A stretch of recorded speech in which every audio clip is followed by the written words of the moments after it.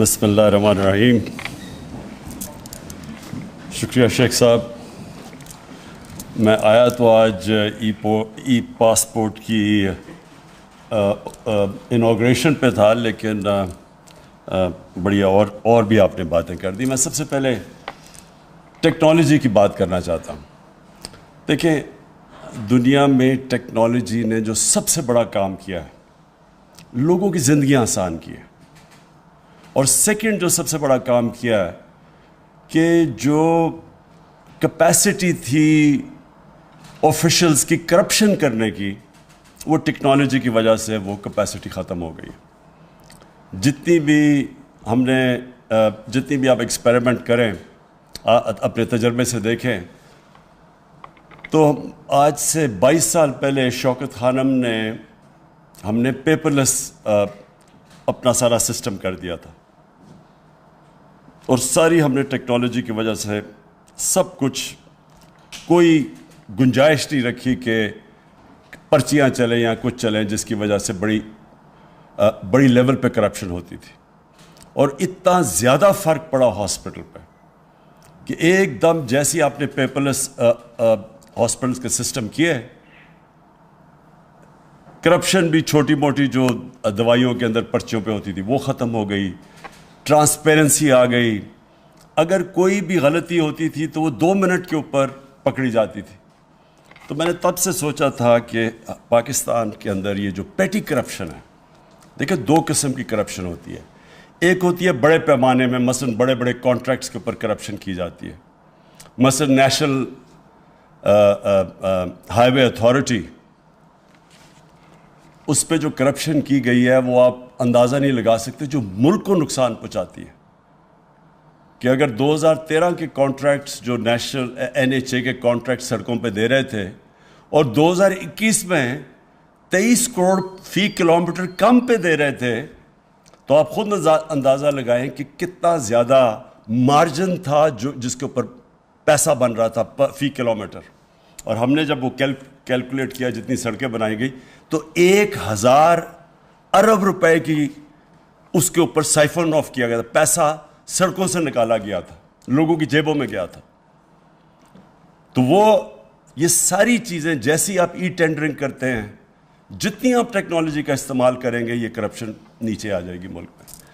تو مجھے اس کی سب سے زیادہ خوشی یہ ہے کہ جو عام ہمارا اس ملک کا جو مزدور، جو سب سے بڑا اثاثہ ہے، جو جا کے باہر محنت کرتا ہے، 12 گھنٹے کام کرتا ہے، اپنی سیونگز پاکستان بھیجتا ہے،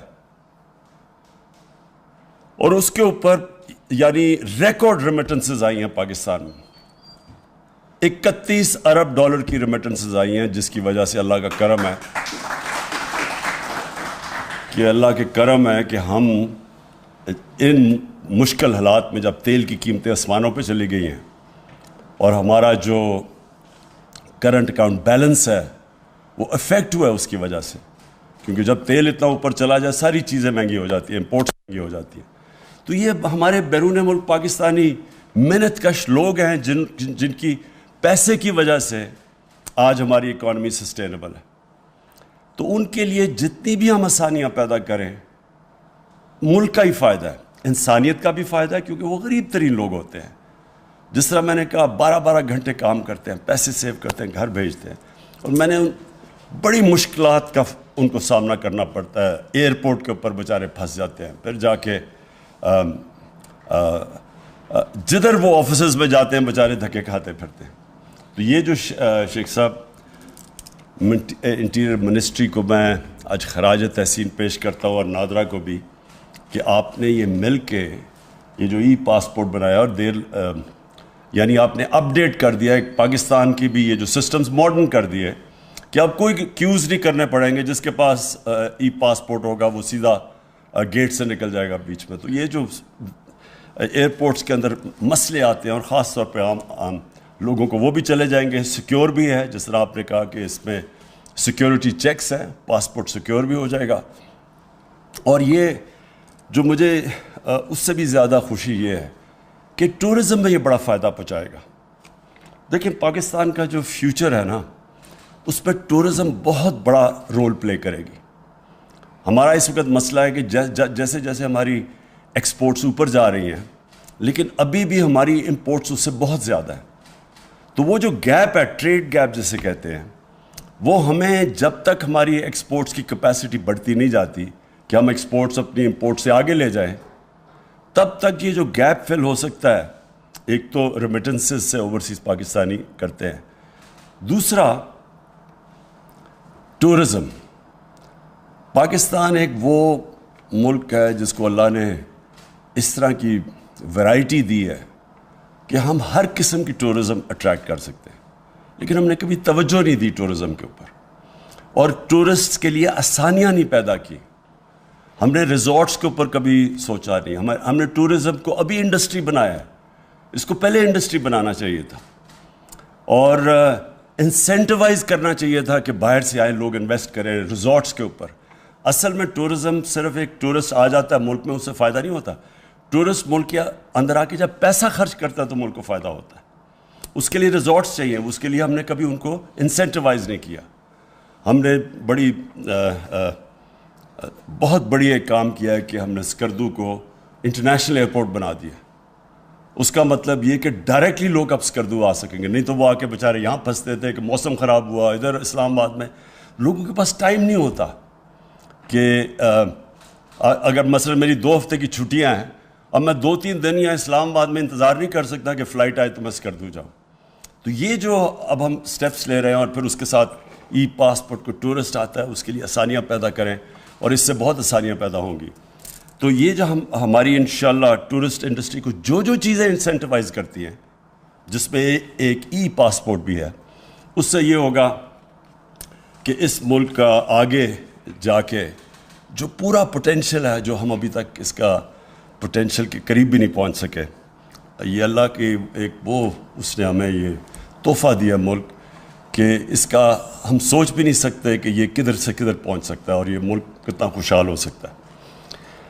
آخر میں شیخ صاحب آپ نے بات کی یہ جو پولیٹیکل کرائسس ہے، دیکھیں یہ پولیٹیکل کرائسس تو ملکوں میں آتے رہتے ہیں، کوئی نئی چیز نہیں ہے. پارلیمنٹری ڈیموکریسی کے اندر کرائسس آتا رہتا ہے. کبھی مثلا لوگوں کو اپنی پارٹی کے اندر کانفیڈنس چلا جاتا ہے. نو کانفیڈنس ووٹ ایک جائز جمہوری طریقہ ہے. اس کرائسس کا یہ ہے ایک فورن امپورٹڈ کرائسس. یہ ایک باہر سے سازش ہے پاکستان کے خلاف، اور یہ سازش تب سے ہوئی جب سے وہ لوگ جو باہر سے پاکستان کو ایک ٹیلی فون کال کے اوپر کنٹرول کرتے تھے، ایک ٹیلی فون کال پہ ہمارے سے چیزیں منواتے تھے ہمارے نیشنل انٹرسٹ کے خلاف، وہ لوگ برداشت نہیں، ان کو عادت نہیں ہے کہ پاکستان میں کوئی ایسی لیڈرشپ ہو جو اپنے ملک کے انٹرسٹ کے لیے فیصلے کرے، کسی اور ملک کے انٹرسٹ کے لیے اپنے ملک کے لوگوں کے مفادات قربان نہ کرے.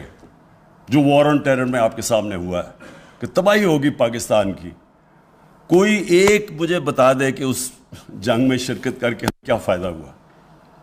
صرف نقصان ہی نقصان ہوا ہمارے معاشرے کے اندر. جو بیچارے، اور خیر میں تو کتنے ہسپتال گیا، لوگ بیچارے کسی کی ٹانگیں نہیں ہیں، بازیں نہیں ہیں، کوئی پیرالائز ہو گئے جو بچے تھے. یہ بومب اٹیکس جو ہوئے تھے 80,000 لوگ ہمارے مر گئے. لیکن جو قبائلی علاقے کے لوگوں سے ظلم ہوا ہے، ہم تو دور تھے یہاں، ہمیں تو پتہ نہیں ان سے کیا ہوا ہے. جہاں ڈرون اٹیکس، وہاں جو تباہی مچی، وہاں 35 لاکھ لوگوں نے نقل مکانی کی. زکوٰۃ دینے والے اوور نائٹ زکوٰۃ دینے والے بن گئے. کسی نے نہیں پوچھا کہ یہ کیوں ہوا. یہ سب کچھ ہر چیز کی پوسٹ مارٹم ہوتی ہے، اس لیے کہ ہم نے اپنے ملک کے انٹرسٹ کو قربان کیا کسی اور ملک کے کو فائدہ پہنچانے کے لیے، جس نے اپریشیٹ بھی نہیں کیا. تو اس لیے عادت نہیں ہے ان کو، باہر کے لوگوں کو عادت نہیں ہے کہ پاکستان میں ایسی لیڈرشپ ہو جو اپنے ملک کے مفادات کو آگے رکھے. انڈیپینڈنٹ فارن پالیسی کا مطلب ہوتا ہے ایک فارن پالیسی جو اپنے ملک کی انٹرسٹ کو آگے رکھتی ہے. تو یہ جو سازش ہے، یہ انشاءاللہ میں نے مینشن کیا کہ میرے پاس ڈاکیومنٹ ہے، وہ آج ڈاکیومنٹ میں سینئر جرنلسٹ کو اب دکھاؤں گا۔ لوگ سمجھتے ہیں نا جی کہ کوئی ڈرامہ ہو رہا ہے، یہ ڈرامہ نہیں ہو رہا، ہم صرف یہ دیکھ رہے تھے کہ ہم اپنے ملک کے انٹرسٹ کو پروٹیکٹ کرنا چاہتے ہیں، اس لیے ہم وہ پوری طرح لوگوں کو بتا نہیں سکتے کہ وہ کن ممالک یا کن یعنی کون سے لوگ تھے باہر جنہوں نے یہ ہمیں یہ جو دھمکی دی ہے۔ لیکن کیونکہ اس کو شک کیا جا رہا ہے کہ شاید عمران خان کوئی اس طرح اپنی حکومت بچانے کے لیے اس طرح کر رہا ہے، اس لیے میں نے آج فیصلہ کیا میں ٹاپ پاکستان کے صحافیوں کے ساتھ وہ شیئر کروں گا۔ میں یہ جو لوگ انجانے میں اس سازش کا حصہ ہیں، ان کو نہیں پتا کہ وہ کتنی بڑی سازش کا حصہ ہے، ان میں سے جو ہماری الائڈ پارٹیز ہیں ان میں سے ایک ایک کو بلواؤں گا، ایک آدمی نمائندے کو بلواؤں گا، ان سے شیئر کروں گا، بتاؤں گا کہ یہ ڈاکیومنٹ ریل ہے۔ اور میں یہ جو کہہ رہا ہوں نا لوگوں کو کہ بہت بڑی سازش ہے، یہ جتنی میں کہہ رہا ہوں اس سے زیادہ سازش ہے، اور وہ ڈاکیومنٹ کے اندر واضح ہے۔